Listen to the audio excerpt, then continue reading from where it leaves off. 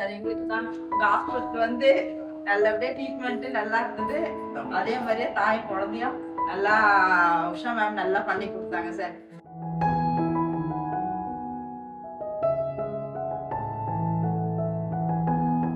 ஆசீர்வாதத்துல நல்லா குழந்தை ஆசீர்வாதம் பண்ணுங்க சார்.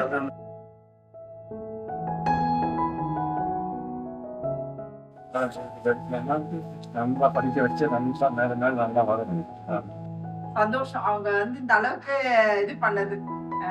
அவங்களுக்கு சொல்லுங்க சார். அவங்களுக்கும் நாங்க இனிமேட்டு எல்லாருக்கும் சொல்லணும்னு பேசிட்டு இருந்தோம்.